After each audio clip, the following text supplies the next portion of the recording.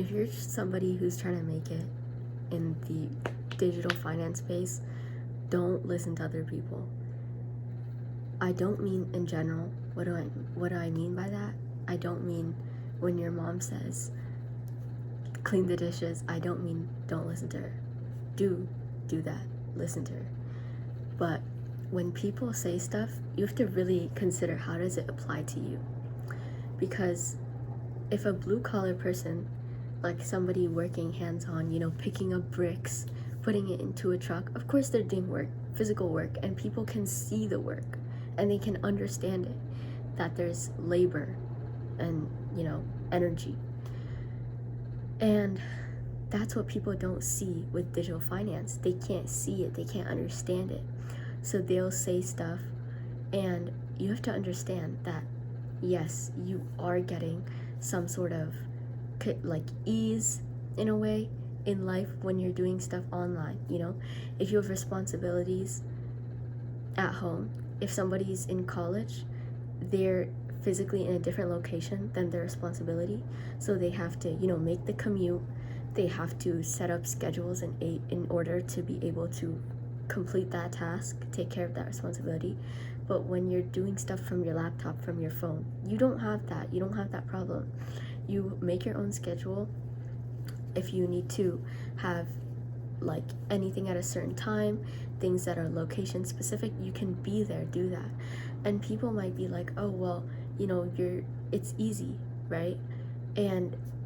But really what I'm trying to say is that they might make you believe that them going to college and having these responsibilities that are out of their regular location, wherever they are, wherever they need to be, is like a skill. And yes, it is, but they will try to convince you that it's a skill that you need, and by you not going out there, you're not getting that skill and you're losing out, and you shouldn't compromise on that. You shouldn't do your digital thing because you're not going to get that experience. But the thing is when people go through hardship, like for example high school, college, masters, whatever, these like in-person struggles, yes, somebody doing something online is not going to experience that struggle. But the thing is, when you experience those struggles, like commuting, etc., and managing your responsibilities at certain times when you're in like away location, those skills disappear.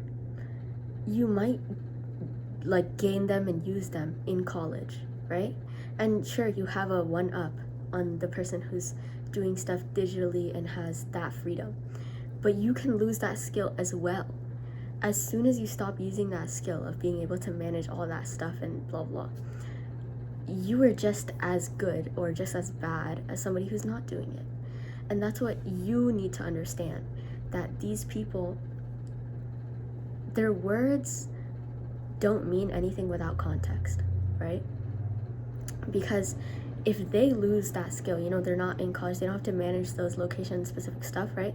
It's like your muscle. If you don't use it, it's not going to stay, it's going to degrade.